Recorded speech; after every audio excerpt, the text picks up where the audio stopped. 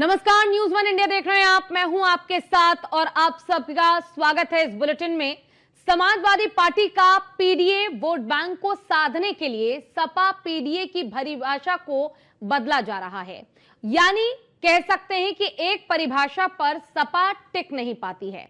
अब पीडीए में पी मतलब पंडित हो गया है। दरअसल बीजेपी ब्राह्मण विधायकों की बैठक के बाद गरमाए सियासी माहौल में पीएन पाठक का एक पोस्ट आने के बाद सपा सांसद ने बहती गंगा में हाथ धो लेने की कोशिश की है और सपा सांसद रमाशंकर राजभर ने कह दिया है कि पीडीए में पी का अर्थ पंडित है।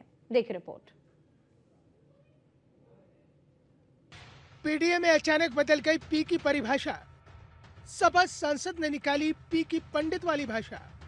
बीजेपी विधायक पीएन पाठक के पोस्ट पर बयान, पंडित समाज करेगा पीडीए की अगुवाई। स्वयं से दूर हो तुम भी, स्वयं से दूर हैं हम भी। बड़े मशहूर हो तुम भी, बड़े मशहूर हैं हम भी।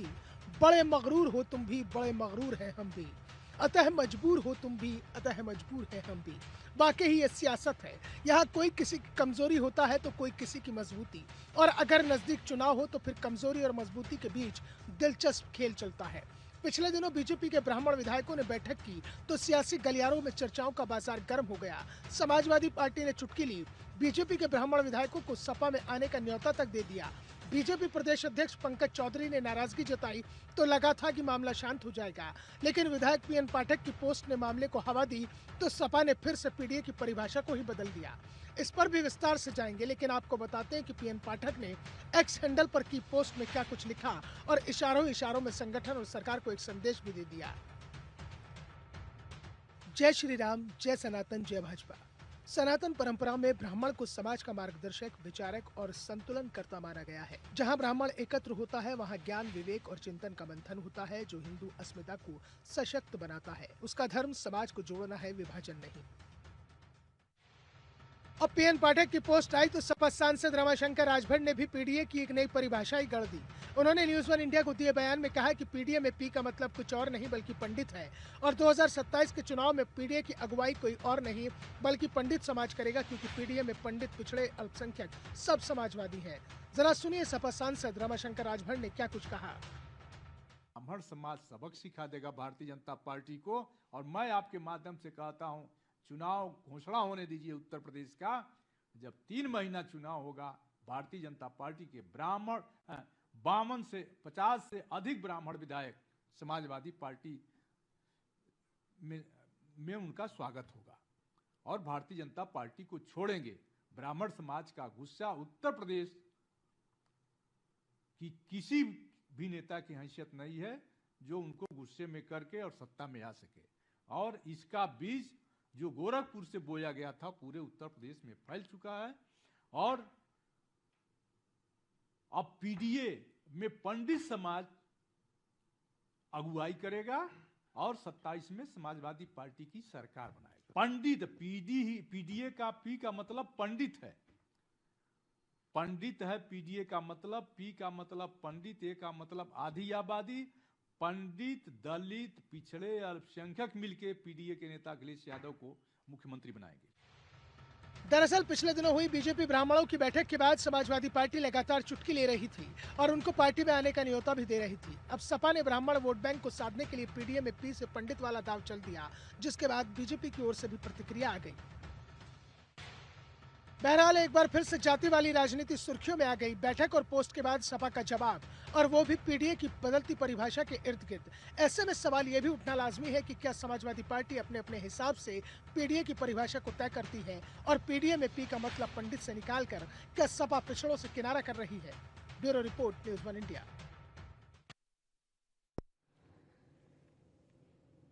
तो देखिए, अब सपा में पीडीए का फुल फॉर्म, अब पी का मतलब पंडित बता दिया गया है। वो पंडित जो कल तक पी का मतलब पिछड़ा हुआ करता था। अब ऐसे में सवाल ये उठ रहे हैं कि क्या समाजवादी पार्टी समय समय पर अपने जरूरत के हिसाब से पीडीए का मतलब, पीडीए का अर्थ बदलती रहती है। हमारे साथ हमारे गेस्ट का पैनल जुड़ गया है, एक बार उनका तारुफ आपसे करा देती हूं और फिर चर्चा की शुरुआत करेंगे। हमारे साथ देवेंद्र जी जुड़ गए हैं, प्रमुख प्रवक्ता हैं बीजेपी के। साथ ही जगदीश सिंह जी जुड़ गए हैं, सपा हैं, प्रवक्ता हैं सपा के। आलोक द्विवेदी जी हमारे साथ जुड़ गए हैं, पॉलिटिकल एक्सपर्ट हैं। आप तीनों का बहुत बहुत स्वागत करना चाहूंगी मैं न्यूज़ वन इंडिया पे। और शुरुआत समाजवादी पार्टी के साथ ही करना चाहूंगी। जगदीश जी, आपसे ही मेरा सवाल है, क्योंकि मुद्दा भी आज का आपने देखा कि पीडीए, पिछड़ा, दलित और अल्पसंख्यक, लेकिन समय समय पर हमने देखा है कि समाज में जिस चीज की मांग ज्यादा या जिस चीज का मुद्दा, उस पर पीडीए का मतलब भी बदल जाता है। और अब जो बीजेपी की बैठक हुई है पंडितों को, ब्राह्मणों को लेकर, उस बैठक के बाद सीधे तौर पर यह कहा जा रहा है कि पीडीए का मतलब आने वाले चुनाव में पी का मतलब पिछड़ा नहीं, पी का मतलब पंडित होगा। क्या वाकई ये बिल्कुल सही है, फैक्ट है, या सिर्फ ये बातें हैं? समाजवादी पार्टी के पी का मतलब पिछड़ा है। अच्छा। और डी का मतलब दलित है। और एक ए में जितने भी अगड़े हैं, उनमें जो दुखी, अपमानित, शोषित, वंचित हैं, जिनके साथ अन्याय और अत्याचार हुआ है, जैसे भारतीय जनता पार्टी के विधायकों के साथ, तो इन जो विधायकों के साथ भारतीय जनता पार्टी ने बर्ताव किया है, और जितने भारतीय जनता पार्टी के विधायक हैं, सब दुखी, पीड़ित और अपमानित, ये सब पीडीए के अंतर्गत आते हैं। और ये जो है, मैं तो कहूंगा इनका सब में समाजवादी पार्टी में स्वागत है। और जो भी पीड़ित, दुखी, अपमानित है, उसका समाजवादी पार्टी उसके साथ खड़ी है। और चूंकि भारतीय जनता पार्टी नहीं, लेकिन ए का मतलब तो अल्पसंख्यक था ना जगदीश जी? अल्पसंख्यक है, आधी आबादी है, आदिवासी हैं, जो लोग सामाजिक, आर्थिक, राजनैतिक रूप से पीड़ित है, दुखी है, वो सारे अगड़े भी हैं, उस पे में शामिल है। ये हमारे नेता आदरणीय अखिलेश यादव जी कहते, तो उसमें कोई दो राय नहीं। मतलब जब कई बार मैंने अखिलेश यादव को सुना है, वो कहते हैं कि पीडीए का मतलब है पिछड़ा, दलित और अल्पसंख्यक, लेकिन अब आप कह रहे हैं कि पीडीए का मतलब, ए का मतलब है अल्पसंख्यक तो है ही, अगड़ों को भी आपने ले लिया, आधी आबादी को भी आपने ले लिया, तो फिर एक क्लैरिटी तो आपकी दिख ही नहीं रही है ना?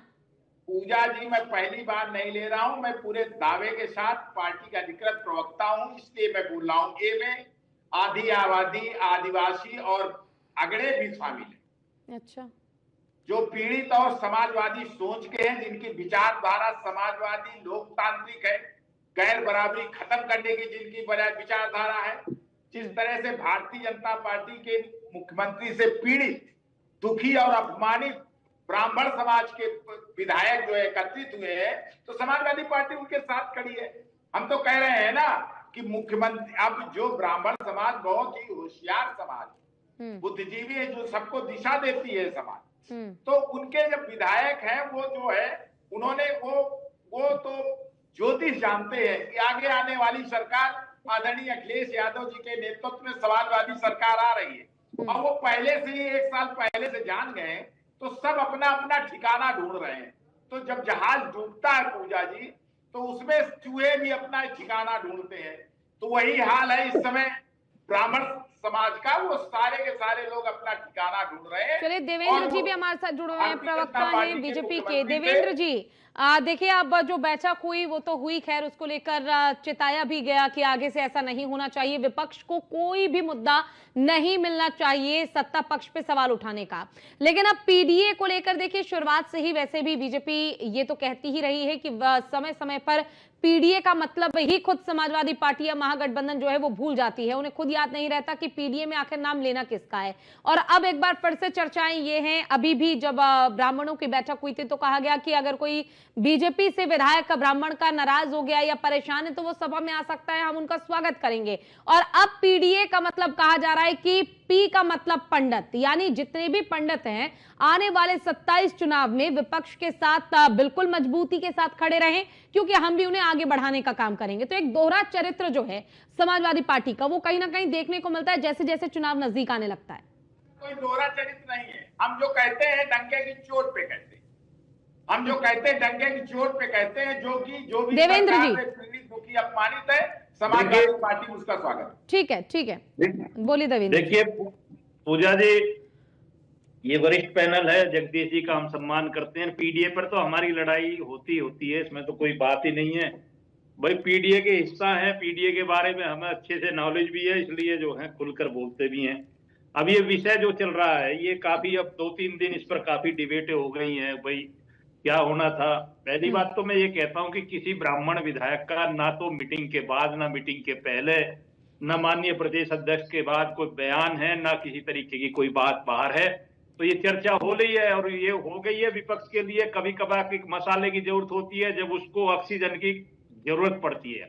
अब AQI जो है वो पूरे देश में दिक्कत कर रहा है, NCR में तो ज्यादा कर रहा है, पश्चिम में। तो कम से कम जो है इस तरीके की कोई चीज छोड़ी जाए कि जिससे थोड़ा गर्माहट पैदा हो, और वो गर्माहट हो लिया है। और निकलकर जब पीडीए की बात आ रही है, जगदीश जी ने तो बिल्कुल अपनी सफाई दे दी है, कर दी है, लेकिन वो जो बोल गए जल्दी में दूसरे वाले नेताजी हमारे पंडित बोल गए हैं, या अब ए का मतलब ही जो है वो दूसरा निकाल दिया है। तो मैं ये कहता हूं कि वो बोले नहीं है, अब उन्हें समझ नहीं आ रहा। मैंने कई बार अपनी डिबेट में किया, हालांकि मैं अखिलेश जी का बहुत सम्मान करता हूं, कि वो पीडीए शब्द लाकर पछता रहे हैं, उसमें फंस गए, वो शुरू से ही दिक्कत है उसमें। एक तो वो अल्पसंख्यक और जो अगड़ियों की बात करते हैं उस पर फंस गए, और वो डंके की चोट पर अल्पसंख्यक के साथ थे। लेकिन जैसे ये घटना घटी है उस हिसाब से उन्होंने ब्राह्मण के लिए भी ट्राई किया, लेकिन वास्तव में सच्ची बात है, जगदीश जी ठीक कह रहे हैं कि ब्राह्मण जो है वो बहुत अग्रिम बुद्धि है, इसमें कहने में कोई दिक्कत नहीं है। वो आगे की सोचते भी हैं, ज्योतिष भी जान रखते हैं, और वो सनातन के बारे में काफी गंभीरता से ज्ञान रखते हैं, और इसीलिए वो कुछ बोल भी नहीं रहे हैं। उन्होंने अपनी बात कह दी है, बात खत्म हो गई है। लेकिन पीडीए का जो असली मतलब है, मैं पीडीए पर नहीं, मैं सारे शब्दों पर दिक्कत आ रही है मुझे। ए पर भी दिक्कत आ रही है, डी पर भी आ रही है, और पी पर भी आ रही है। अच्छा। डी से तो मैं ये कहता हूं कि दलित के लिए भी आप अपनी सरकार में कुछ नहीं कर पाए, और पिछड़े के लिए भी कुछ नहीं कर पाए, तो पीडीए बनाने की जरूरत नहीं। अब भारतीय जनता पार्टी से पीडीए पर लड़ाई है आपकी। भारतीय जनता पार्टी का मैं ये कह रहा हूं कि डीएनए उठाकर तो देखो एक बार आप। देखिए, ब्राह्मण तो हमारी पार्टी का सनातनी तो नींव है, और उसके बाद जब पीडीए की बात कर रहे हो आप, पीछे जो पिछड़ा इस देश में आज प्रधानमंत्री है, दुनिया का नंबर 1 लीडर, और डी से दलित की बेटी इस देश की राष्ट्रपति है। क्या बचा है पीडीए में? आखिर है क्या? पीडीए साबित करना, जब पीडीए का राज है देश में और ब्राह्मण पूजनीय भारतीय जनता पार्टी की नींव है, तो इससे बड़ा पीडीए है क्या दुनिया में कहीं? मैं भारत की बात नहीं कर रहा, आप बात करिए करके। पीडीए का मतलब क्या? अंत्योदय की चौथी पंक्ति में खड़ा वो गरीब व्यक्ति जिसको सबसे ज्यादा सब चीज की जरूरत पड़ती है, सम्मान की भी पड़ती है, सपोर्ट की भी पड़ती है, और वही काम भारतीय जनता पार्टी कर रही है। तो ये पार्टियां वहां पहुंच भी नहीं पाती है जहां हम काम कर जाते हैं, वहां तक पहुंच भी नहीं पाते। कोई अहंकार वाली बात नहीं है। आप पीडीए बनाते रह गए, और हमें पीडीए प्रत्यक्ष में प्रमाणित कर देश के बीच में उतार दिया, और देश को बता दिया कि 85 और 15% की जो बात करते थे लोग, आज 85% का राज है देश में। और पिछले 15 साल से 12वीं साल चल रही है, अगले वाले साल की ये योजना पूरी करेंगे, और 20वें साल में जाएंगे, और 47 तक रहेगा। ये पीडीए की ही भाषा है। ये पीडीए चिल्लाते हैं ना, इस पीडीए में फंस गए हैं अखिलेश जी और पूरी सपा, राहुल गांधी। मतलब ही नहीं समझ पा रहे हैं कि पीडीए का मतलब क्या है। बस एक टर्म दे दिया गया है, लेकिन मतलब नहीं समझ पा रहे हैं। ठीक है, आलोक जी भी हमारे साथ जुड़े हुए हैं, पॉलिटिकल एक्सपर्ट, एक बार उनसे भी जान लेते हैं। राजनीतिक तौर पर अगर आलोक जी देखा जाए तो पीडीए की शुरुआत बेशक से समाजवादी पार्टी ने की, लेकिन अब यही पीडीए है जिसमें समाजवादी पार्टी या कह लीजिए विपक्ष जो है वो फंसता हुआ नजर आ रहा है। हर बार कुछ अलग मतलब, हर बार कुछ एक नया अंदाज, एक नया तरीका नजर आता है, और पीडीए का फुल फॉर्म जो है वो हर बार कुछ बदल जाता है। अब इस बार जो पीडीए को लेकर कहा गया है कि पी मतलब पंडित और ए मतलब, अब क्योंकि जगदीश जी ने भी कह दिया है कि ए मतलब अगड़े जितने भी हैं वो भी एक हिस्सा है पीडीए का, तो क्या ये समझा जाए कि चुनाव नजदीक आते कुछ ना कुछ ऐसी कोशिश की जाती है कि जनता को भटकाया जा सके, जातिवाद या ध्रुवीकरण के जरिए जनता को बांटा जा सके, और ये जो है ये प्रयास हमेशा कांग्रेस पार्टी का या फिर कह लीजिए समाजवादी पार्टी का, यानी कुल मिलाकर विपक्ष का रहता है कि कुछ तो ऐसा मुद्दा हो जो जनता को हिट कर जाए और वो इनके लिए चुनाव में काम कर जाए। देखिए, अभी जिस ब्राह्मण मुद्दे की बात हो रही है ना, इस पे इनका टारगेट जनता तो नहीं, पर अखिलेश टारगेट है कि जितने ब्राह्मण विधायकों ने वहां पर बैठक की थी वो कहीं ना कहीं सफल में आ जाए। क्योंकि जाहिर सी बात है, अगर एक साथ 10-20 विधायक पार्टी को छोड़ करके किसी दूसरे दल को ज्वाइन कर लेते हैं, तो कहीं ना कहीं उस पार्टी के पक्ष में एक माहौल बनता है। बिल्कुल बिल्कुल। देखिए, जब 36 सम्मेलन हुआ था तो एक आपका जो मुखिया होता है उसकी नजरें समान होनी चाहिए। 36 सम्मेलन हुआ तो उसमें पंकज चौधरी जी ने एक बार भी नहीं कहा कि ऐसा सम्मेलन की इजाजत नहीं दी सकती है, पार्टी अनुशासनहीनता में आता है। तो अगर पार्टी अनुशासनहीनता में आता है तो 52 विधायक, एमएलसी और विधायक मिलाकर 52 लोग थे, तो काहे ने बाहर कर देते पार्टी से उनको? आपकी हैसियत तो बाहर कर देख लीजिए कि आपका अंजाम क्या होता है, लेकिन इनकी हैसियत नहीं कि बाहर करते हैं। पार्टी प्रमुख अध्यक्ष थे, जिनको चाहिए तो 36 सम्मेलन की भी उतनी आलोचना करते जितनी उन्होंने ब्राह्मण बैठक की कर दी आलोचना। आपकी नजर इसका मतलब दिखाता है क्योंकि नजर समान नहीं है। आप क्या करते हो, पहले चेहरा देखते हो फिर कमेंट पास करते हो कि किस पर क्या कमेंट करना है। आप 36 सम्मेलन के ऊपर इसलिए कमेंट नहीं किया परिषद सदस्य ने क्योंकि उनको पता है कि कहीं ना कहीं वो सब योगी जी के पक्ष में कहने की उस सभा का सम्मेलन किया गया था। दूसरा, जिस पार्टी के अध्यक्ष मुखिया हैं, इनको क्या जानकारी नहीं है कि इनकी पार्टी खुद जो है वो जातीय आधारित सम्मेलन करती है। जब पार्टी जातीय आधारित सम्मेलन कर सकती है तो पार्टी के जातीय आधारित विधायक आपस में बैठ क्यों नहीं सकते हैं? आपस में बैठना, चर्चा करना कोई गुनाह नहीं, कोई क्राइम नहीं है। दूसरा, शायद अध्यक्ष तो बन गए हैं पर शायद इन्होंने पार्टी का जो संविधान उसको पढ़ा नहीं है। उस संविधान में कहीं ऐसा नहीं लिखा हुआ है कि पार्टी के जो विधायक होंगे वो जातीय आधारित सम्मेलन को नहीं कर सकते हैं। तो मुझे लगता है कि प्रदेश अध्यक्ष तो बन गए, लेकिन पहले इनको जो पार्टी की जो गाइडलाइन संविधान उसको पहले पढ़ना चाहिए, उसके बाद कुछ बयान देना चाहिए। कभी कभी कहते हैं ना कि लंगूर के हाथ में अंगूर लग जाता है, ठीक है, कि कहीं दावे में नहीं तो प्रदेश अध्यक्ष की कुर्सी मिल गई तो मुझे लगता है कहीं ना कहीं बौखला गए, समझ नहीं कि क्या बयान देना चाहिए। महाराजगंज लोकसभा से जहां से चुन के सांसद आते हैं वहां पर 25% ब्राह्मण आबादी है, तो अगर ब्राह्मण को वोट नहीं देगा तो दोबारा सांसद भी नहीं बनेगा, ना मंत्री बन पाएंगे, विधायक भी नहीं बन पाएंगे। ये एक इनके पार्टी नेता थे विनोद सोनकर, कौशाम्बी के सांसद थे, उन्होंने एक बयान दिया था, घी खाए बाभन न रियाए। इस बयान के कारण ब्राह्मणों ने वहां पर केशव प्रसाद मौर्य को चुनाव हराया, आसपास दोनों विधानसभा हरा दिया, और विनोद सोनकर जो खुद 2024 में लोकसभा का चुनाव लड़े तो क्या ये ब्राह्मणों की जो बैठक हुई है, क्या ये बीजेपी को भी नुकसान दे सकती है? मतलब एक कह सकते हैं कि चेतावनी के तौर पर बीजेपी को लेना चाहिए क्या?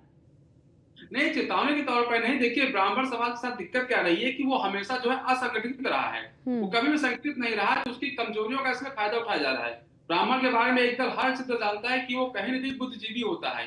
जब एक ब्राह्मण जाता है तो अकेले जाता है, 4 लोगों को साथ लेकर के जाता है, ठीक है, इसीलिए असंगठित रहते हैं। इसीलिए इनके खिलाफ लगता है कि बयान देना आसान है, कि जब इनको दिखा कि थोड़ा सा संगठित हो रहे हैं, कहीं ऐसा ना हो कि इनकी पावर बढ़ जाए, उसके बाद जो है इसको बयान दिया गया है। और बयान दिया गया तो मुझे लगता है कि उनको पास भी मैसेज पहुंच गया जिनका बयान दिया गया है, और वो भी सब पढ़े लिखे समझदार लोग हैं, वो भी अपने आगे की रणनीति को तय कर रहे हैं कि आगे क्या करना चाहिए, क्योंकि उन्हें किसी की समझदारी की जरूरत नहीं है, वो खुद इतने बुद्धिजीवी हैं, वो समझ सकते हैं उनको आगे फैसला क्या लेना है।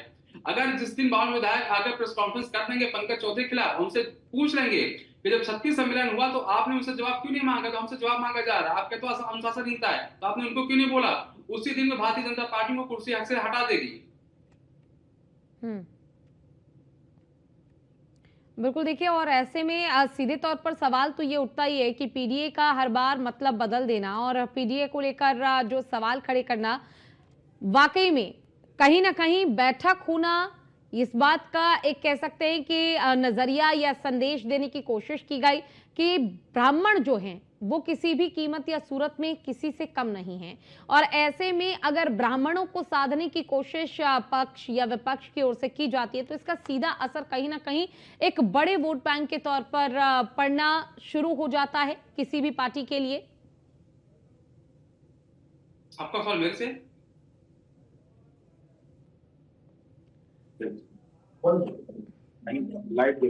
देवेंद्र जी, क्या आप मुझे सुन पा रहे हैं? हाँ, बिल्कुल सुन रहा हूँ पूजा जी। जी देवेंद्र जी, तो अब जैसे ब्राह्मणों को लेकर जो बैठक हुई, बेशक से तब से ही ये चर्चाएं शुरू हुई हैं, अचानक से इस तरीके की बैठक होना और उसके बाद इसे पार्टी के खिलाफ बताकर कार्रवाई की चेतावनी देना, तो कहीं ना कहीं देखिए विपक्ष तो क्या किसी के सामने भी एक सवाल जरूर खड़े करता है कि पार्टी में कुछ तो है जो बिन बताए इस तरीके से बड़ी बैठक हो जाती है और फिर बैठक के बाद अचानक से जो पंकज चौधरी वो इतना ज्यादा एक्शन मोड में आ जाते हैं कि वो सीधे तौर पर चेतावनी दे देते हैं कार्रवाई की कि आगे ऐसी कोई भी बैठक नहीं होनी चाहिए। देखिए पूजा जी, मैंने पहले भी स्पष्ट किया, अब भी स्पष्ट कर देता हूँ। मेरे जैसा व्यक्ति जो है डिबेट में स्पष्ट ही बोलता है और थोड़ा पढ़कर आता, बेवजह की डिबेट घुमाता नहीं इधर उधर की बात, जो बात होती है उसको बोलता हूँ खुल के डंके की चोट पर। ये पार्टी का प्रोटोकॉल है, ये सिस्टमैटिक पार्टी है, दुनिया का सबसे बड़ा संगठन है, भारत की सबसे बड़ी पार्टी है और पार्टी के हिसाब से चलती है। मैंने एक बहुत बड़ी बात कह दी कि नींव है पार्टी की, ब्राह्मण पूजनीय है, इससे बड़ी कोई बात हो नहीं सकती। दूसरी बात मैं ये कहता हूं कि मैं प्रदेश अध्यक्ष को भी इसलिए कह सकता हूं कि टीम का कैप्टन है, विशेषाधिकार होते हैं कुछ, अपना अपना तरीका होता है करने का। उन्होंने क्यों दिया, कैसे दिया, पहले सम्मेलनों में क्या हुआ। पहली पार्टियां जो करती है, जो हिंदू मुसलमान करता है, उसका जवाब हम देने आते हैं। पहले जातिगत जो सम्मेलन हुए थे उनके बाद हमने कराए थे। फिर मैं कहता हूं अंत्योदय की चौथी पंक्ति में खड़ा गरीब व्यक्ति, जिसमें ब्राह्मण भी हो सकता है, ठाकुर भी हो सकता है, मुस्लिम भी हो सकता है, सिख ईसाई भी हो सकता है, उसकी बात हम करते हैं। सबके साथ सबके विकास की बात करते हैं। और पार्टी किसी को भी दिशा निर्देशित करती है। पार्टी एक माँ होती है नेता की, क्या ब्राह्मण हो या ठाकुर हो या कुछ भी हो, संगठन से पार्टी जो है चलती है। और संगठनात्मक जो कार्रवाई होती है उससे सशर्त किसी भी ब्राह्मण बड़े लीडर का, किसी भी भारतीय जनता पार्टी का कोई बयान आया ही नहीं है इस पर। और ना ही कोई बड़ा वो देश फेमस या प्रदेश का फेमस या हमारे कोई मंत्री से लेकर बड़े जो राजनेता ब्राह्मण पार्टी के वो मीटिंग में थे ही नहीं। उन्हें कुछ जरूरत पड़ी नहीं है कहने की। और ब्राह्मण का किसी विधायक का कोई बयान ही नहीं है, किसी भी तरीके से असंतुष्टि है ही नहीं। तो इसे बेवजह की तूल देना और विपक्ष इधर उधर की बात जो है उसे भूल कर सही, एक तो वो अल्पसंख्यक और जो अग्रणी की बात करते हैं उस पर फंस गए और वो डंके की चोट पर अल्पसंख्यक के साथ थे। लेकिन जैसे ये घटना घटी है उस हिसाब से उन्होंने ब्राह्मण के लिए भी ट्राई किया। लेकिन वास्तव में सच्ची बात है, जगदीश जी ठीक कह रहे हैं कि ब्राह्मण जो है वो बहुत अग्रिम बुद्धि है, इसमें कहने में कोई दिक्कत नहीं है। वो आगे की सोचते भी हैं, ज्योतिष भी जान रखते हैं और वो सनातन के बारे में काफी गंभीरता से ज्ञान रखते हैं। और इसीलिए वो कुछ बोल भी नहीं रहे हैं। उन्होंने अपनी बात कह दी है, बात खत्म हो गई है। लेकिन पीडीए का जो असली मतलब है, मैं पीडीए पर नहीं, मैं सारे शब्दों पर दिक्कत आ रही है मुझे। ए पर भी दिक्कत आ रही है, डी पर भी आ रही है और पी पर भी आ रही है। अच्छा। डी से तो मैं ये कहता हूं कि दलित के लिए भी आप अपनी सरकार में कुछ नहीं कर पाए और पिछड़े के लिए भी कुछ नहीं कर पाए, तो पीडीए बनाने की जरूरत नहीं। अब भारतीय जनता पार्टी से पीडीए पर लड़ाई है आपकी। भारतीय जनता पार्टी का मैं ये कह रहा हूं कि डीएनए उठाकर तो देखो एक बार आप। देखिए, ब्राह्मण तो हमारी पार्टी का सनातनी तो नींव है। और उसके बाद जब पीडीए की बात कर रहे हो आप, पीछे जो पिछड़ा इस देश में आज प्रधानमंत्री है, दुनिया का नंबर 1 लीडर, और डी से दलित की बेटी इस देश की राष्ट्रपति है। क्या बचा है पीडीए में? आखिर है क्या? पीडीए साबित करना। जब पीडीए का राज है देश में और ब्राह्मण पूजनीय भारतीय जनता पार्टी की नींव है, तो इससे बड़ा पीडीए है क्या दुनिया में कहीं? मैं भारत की बात नहीं कर रहा, आप बात करिए करके। पीडीए का मतलब क्या? अंत्योदय की चौथी पंक्ति में खड़ा वो गरीब व्यक्ति जिसको सबसे ज्यादा सब चीज की जरूरत पड़ती है, सम्मान की भी पड़ती है, सपोर्ट की भी पड़ती है, और वही काम भारतीय जनता पार्टी कर रही है। तो ये पार्टियां वहां पहुंच भी नहीं पाती है जहां हम काम कर जाते हैं, वहां तक पहुंच भी नहीं पाते। कोई अहंकार वाली बात नहीं है। आप पीडीए बनाते रह गए और हमें पीडीए प्रत्यक्ष में प्रमाणित कर देश के बीच में उतार दिया और देश को बता दिया कि 85 और 15% की जो बात करते थे लोग, आज 85% का राज है देश में। और पिछले 15 साल से, 12वीं साल चल रही है, अगले वाले साल की ये योजना पूरी करेंगे और 20वें साल में जाएंगे और 47 तक रहेगा। ये पीडीए की ही भाषा है। ये पीडीए चिल्लाते हैं ना, इस पीडीए में फंस गए हैं अखिलेश जी और पूरी सपा, राहुल गांधी। मतलब ही नहीं समझ पा रहे हैं कि पीडीए का मतलब क्या है। बस एक टर्म दे दिया गया है लेकिन मतलब नहीं समझ पा रहे हैं। ठीक है, आलोक जी भी हमारे साथ जुड़े हुए हैं, पॉलिटिकल एक्सपर्ट, एक बार उनसे भी जान लेते हैं। राजनीतिक तौर पर अगर आलोक जी देखा जाए तो पीडीए की शुरुआत बेशक से समाजवादी पार्टी ने की, लेकिन अब यही पीडीए है जिसमें समाजवादी पार्टी या कह लीजिए विपक्ष जो है वो फंसता हुआ नजर आ रहा है। हर बार कुछ अलग मतलब, हर बार कुछ एक नया अंदाज, एक नया तरीका नजर आता है और पीडीए का फुल फॉर्म जो है वो हर बार कुछ बदल जाता है। अब इस बार जो पीडीए को लेकर कहा गया है कि पी मतलब पंडित और ए मतलब, अब क्योंकि जगदीश जी ने भी कह दिया है कि ए मतलब अगड़े जितने भी हैं वो भी एक हिस्सा है पीडीए का, तो क्या ये समझा जाए कि चुनाव नजदीक आते कुछ ना कुछ ऐसी कोशिश की जाती है कि जनता को भटकाया जा सके, जातिवाद या ध्रुवीकरण के जरिए जनता को बांटा जा सके, और ये जो है ये प्रयास हमेशा कांग्रेस पार्टी का या फिर कह लीजिए समाजवादी पार्टी का, यानी कुल मिलाकर विपक्ष का रहता है कि कुछ तो ऐसा मुद्दा हो जो जनता को हिट कर जाए और वो इनके लिए चुनाव में काम कर जाए। देखिए, अभी जिस ब्राह्मण मुद्दे की बात हो रही है ना, इस पे इनका टारगेट जनता तो नहीं पर अखिलेश टारगेट है कि जितने ब्राह्मण विधायकों ने वहां बैठक की थी वो कहीं ना कहीं सफल में आ जाए। क्योंकि जाहिर सी बात है, अगर एक साथ 10-20 विधायक पार्टी को छोड़ करके किसी दूसरे दल को ज्वाइन कर लेते हैं तो कहीं ना कहीं उस पार्टी के पक्ष में एक माहौल बनता है। बिल्कुल बिल्कुल। देखिए, जब 36 सम्मेलन हुआ था तो एक आपका जो मुखिया होता है उसकी नजरें समान होनी चाहिए। 36 सम्मेलन हुआ तो उसमें पंकज चौधरी जी ने एक बार भी नहीं कहा कि ऐसा सम्मेलन की इजाजत नहीं दी सकती है, पार्टी अनुशासनहीनता में आता है। तो अगर पार्टी अनुशासनहीनता में आता है तो 52 विधायक, एमएलसी और विधायक मिलाकर 52 लोग थे, तो काहे ने बाहर कर देते पार्टी से उनको? आपकी हैसियत तो बाहर कर देख लीजिए कि आपका अंजाम क्या होता है, लेकिन इनकी हैसियत नहीं कि बाहर करते हैं। पार्टी प्रमुख अध्यक्ष थे, जिनको चाहिए था 36 सम्मेलन की भी उतनी आलोचना करते जितनी उन्होंने ब्राह्मण बैठक की कर दी आलोचना। आपकी नजर इसका मतलब दिखाता है क्योंकि नजर समान नहीं है। आप क्या करते हो, पहले चेहरा देखते हो फिर कमेंट पास करते हो कि किस पर क्या कमेंट करना है। आप 36 सम्मेलन के ऊपर इसलिए कमेंट नहीं किया प्रदेश अध्यक्ष ने क्योंकि उनको पता है कि कहीं ना कहीं वो सब योगी जी के पक्ष में कहीं ना कहीं उस सभा का सम्मेलन किया गया था। दूसरा, जिस पार्टी के अध्यक्ष मुखिया हैं, इनको क्या जानकारी नहीं है कि इनकी पार्टी खुद जो है वो जाति आधारित सम्मेलन करती है। जब पार्टी जाति आधारित सम्मेलन कर सकती है तो पार्टी के जाति आधारित विधायक आपस में बैठ क्यों नहीं सकते हैं? आपस में बैठना, चर्चा करना कोई गुनाह नहीं, कोई क्राइम नहीं है। दूसरा, शायद अध्यक्ष तो बन गए हैं बट शायद इन्होंने पार्टी का जो संविधान उसको पढ़ा नहीं है। उस संविधान में कहीं ऐसा नहीं लिखा हुआ है कि पार्टी के जो विधायक होंगे वो जाति आधारित सम्मेलन को नहीं कर सकते हैं। तो मुझे लगता है कि प्रदेश अध्यक्ष तो बन गए, लेकिन पहले इनको जो पार्टी की जो गाइडलाइन संविधान उसको पहले पढ़ना चाहिए, उसके बाद कुछ बयान देना चाहिए। कभी कभी कहते हैं ना कि लंगूर के हाथ में अंगूर लग जाता है, ठीक है, कि कहीं दावे में नहीं तो प्रदेश अध्यक्ष की कुर्सी मिल गई तो मुझे लगता है कहीं ना कहीं बौखला गए, समझ नहीं कि क्या बयान देना चाहिए।